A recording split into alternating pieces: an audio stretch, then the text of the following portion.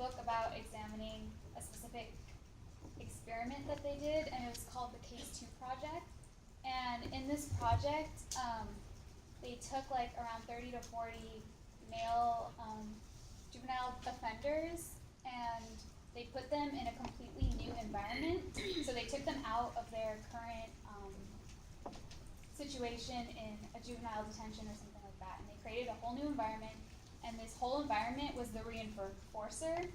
So they created systems within the environment to reinforce good behavior and then diminish like antisocial behavior. And then this took place in 1966, and it lasted a year. And one of the major ways it reinforced was through a token economy. And the goal of this was to improve social behavior and as well academic performance, because most of these people, in fact all of them, they all dropped out of high school, so none of them finished any education. And then one of the things that the author said in the book was that educational behavior is functionally related to its consequences, so that these behaviors can be established, altered, maintained, and transferred. So they really believed that these educational behaviors were controlled by reinforcement and reinforcement alone. So the way that token economy worked was that when students did well on an assignment, they got a certain number of points, and these points kind of served as money in a huge token economy. So they were able to use these points for like everything in their environment. This is how they rewarded themselves, and then they had the choice to spend their points however they wanted. So, for example, they were able to buy a private room, and then they were able to, or rent a private room. They had to pay monthly rent. And they could decorate the room however they wanted. They could have people over to their room. A lot more freedom than like a normal juvenile detention center. And then they also got to choose their foods, so they got to pay for certain foods that they wanted. It was kind of like Heinz, like you just pay for what you want, instead of getting like a cafeteria food and everything. And then they also had an in-store, like a little area in the center where they could buy certain items that they wanted, so like books, magazines, toys, whatever they wanted. And then they also set up recreation rooms with like TVs and like pool tables and stuff. And this was the main way that they like used social interactions as well as like their hangout place. So in order to get into those rooms, you also had to pay points. And then the way they kind of controlled bad behavior is if you broke the rules, you were fined. So it wasn't like you were confined to your own area or something, solitary confinement. It was just like you had to pay a fine, so then you were unable to do the things you actually wanted. And then the authors state that the opportunity to behave is one of the most powerful reinforcers known. So basically, what they're saying is that it seems that the money is the reinforcer, the points, but the actual sorry about that.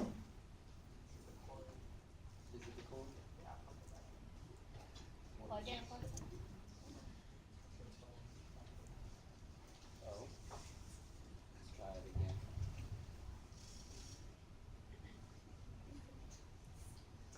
There. There we go. Sorry. All right. So what I was saying is that people would think that the money or the points are the reinforcer, but actually the reinforcer is the opportunity to like choose your own behavior, to have control over your environment, which is basically the opposite of the current penal system, which takes away all control from your environment. So that's basically a criticism on our current penal system. And then, so this academic program, because one of the main goals was academic improvement, so they earn points if they earn 90% on their assignments, so an A, so that's pretty good. And then the program itself was self-instructed, so students were able to kind of choose the subjects they wanted to study.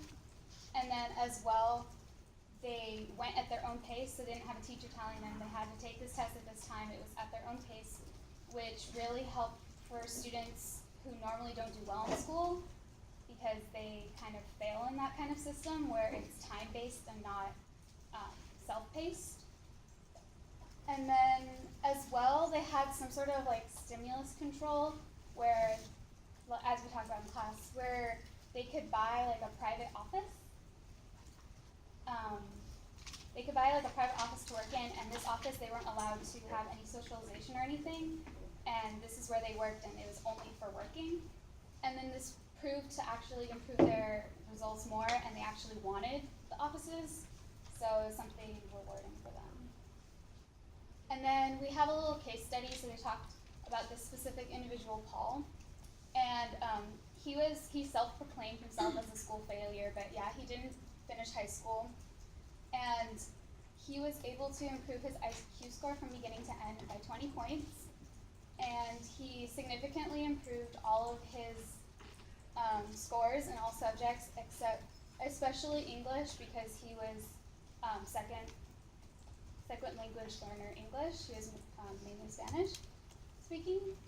And then so those were the academic results, but he also showed social results in the fact that he had goals for after he got out. Before, he didn't have any goals or anything. He wanted to be the world's first Puerto Rican architect, which I don't know if he did become, but he did earn a part-time job right before he was released with the work release program. So he was on that track, even though throughout the time his stay in the Case 2 project, he did have some minor behavioral setbacks where like one time he tried to escape and one time he got in a fight, but ultimately he showed pro-social behavior.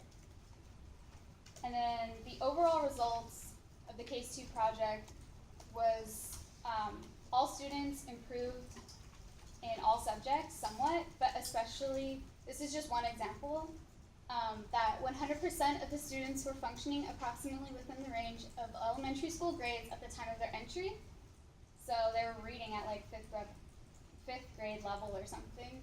And then by the end, 59% of these students were functioning at an 8th to 12th grade level at the time of their departure. So in 1 year, they skipped 3 to 7 grades. And then as well, they had improved social behavior. So for example, this was in the 60s, so racial divide was a really big issue. And the black and white students were able to actually get along. They actually formed a government, a little student government, and for one of the elections, it was actually an all-black government, so then the white students were able to see the other people's side and vice versa. And then they were able to form a functioning community, so they worked together to actually form gardens and a football field together, and then they built it all together, so that shows pro-social behavior. And then even near the end, they were able to be trusted on day trips with family visitors outside of the facility, which is normally never seen in normal juvies.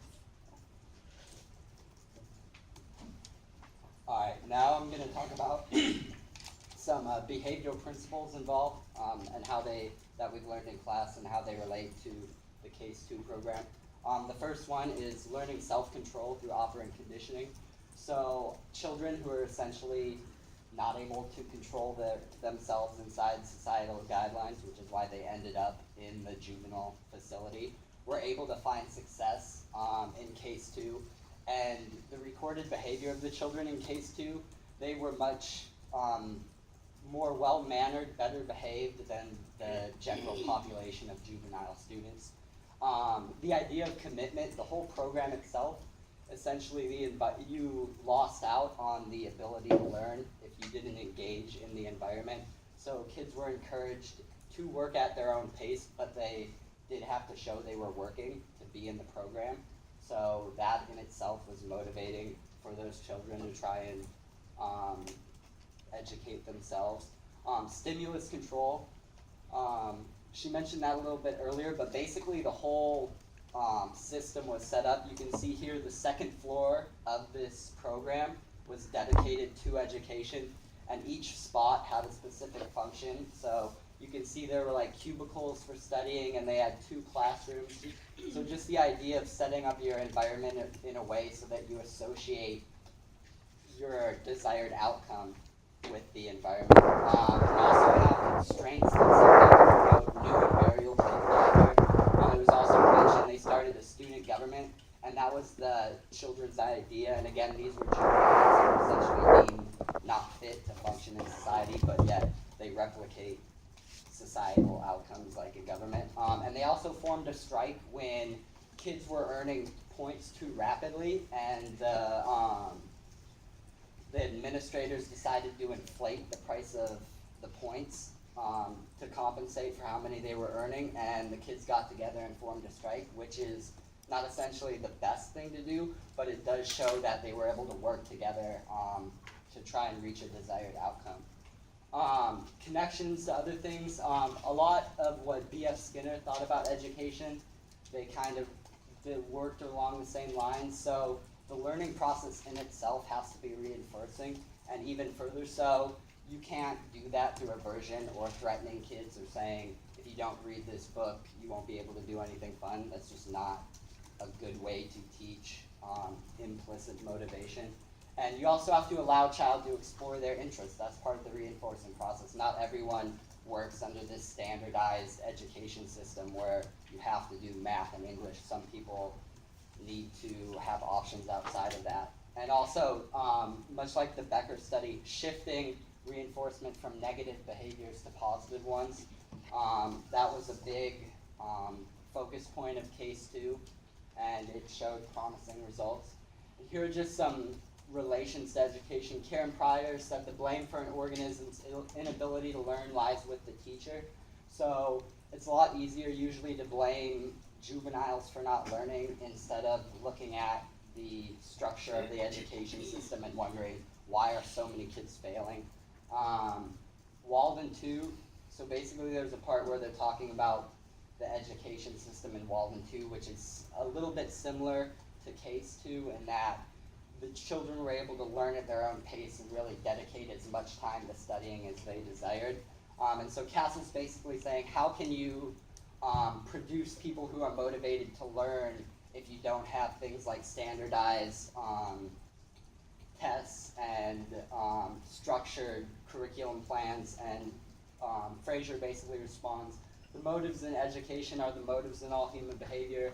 Education should be only life itself. We avoid the spurious academic needs you've listed so frankly, and also the escape from threats so widely used in our civil institutions.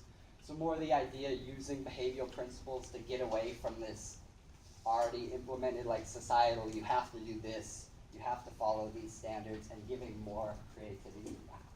Okay. Okay, so applications elsewhere is you can use the token economy for problems that, or like for people with autism, ADHD, and schizophrenics. So there was one study where they did the token economy for schizophrenics, and they wanted them to have the target behaviors of self-care. So their reinforcers were tokens. The tokens were the immediate and generalized reinforcers. The backup reinforcer is when they use these tokens to buy a desired item or privilege or activity, and with these results they were successful. Problems associated with token economies is implementation, like the behavior of the staff needs to know how to deal with the kids, like they shouldn't reinforce inappropriate behavior, and then sometimes the other problems were like children who rebelled were also children who stole tokens. And then the second problem is generalization. So once they get out of this token economy environment, they may no longer have these reinforced behaviors in a new situation. So one solution to generalization is to teach only the behaviors that will continue to be reinforced after training. And another solution is praise. Like if you pair the praise with a token, then soon they'll see the praise as a type of reinforcement, and you don't need to use tokens anymore. And then another solution is you change how the tokens are acquired, and so in the beginning, the younger students are given tokens, but then as they progress in level, they must wait a week to receive their paycheck with tokens, and this will teach the child patience and wait to get reinforcement.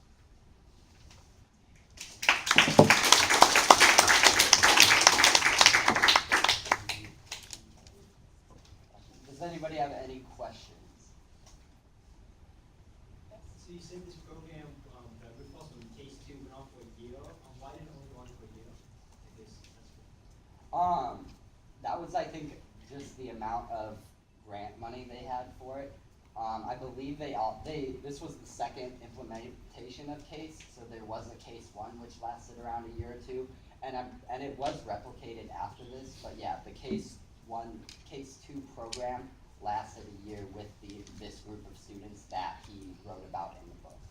So I'm pretty sure it did continue on, but with this Oh, it's a free example, yeah, exactly. And with they this also wanted student. to have a time point to measure results, like this is the end, we need to measure the results, how this is actually effective. How old was Paul? Just the case you were talking about, do you remember? I think he was 15 when he 15, yeah. entered, so 16 when he. And yeah, I think his highest education was like a 5th grade level. So it was pretty impressive, his results. And again, his IQ score bumped up like 20, which shows you kind of how insignificant that can be in judging intelligence. Did it mention how long or what the lasting effects were to Tony, like did his behavior actually stay changed? That's the one big question. It didn't go on past the fact that his goals, and it didn't examine in the book what his actual, like, maybe 20 years from now, or what actually happened. Yeah, I wish it would have been a Yeah. little more longitudinal. We were and kind of follow looking up. for that, but it wasn't. Yeah, they don't have a lot of literature about like what the kids were doing after, which might be a red flag, but in the program they experienced a lot of success. As I recall, most of the students did well, though those changes were permanent, so it was dramatic. But there were, as I recall, a couple of students who backslid. Mhm. I think there were 3 that stayed in less than 30, or stayed in and like dropped out. Yeah. I think there were 3 that dropped out. But mostly a very high success rate. Anything else? Cool. At Thank the you, very guys. least, they are, because of their added knowledge and their skills of communicating, they're in a better position to Yeah. succeed. Exactly. The main point is they gave people who were seen in society as not being able to fit in, and they kind of accomplished goals they hadn't before. So it was a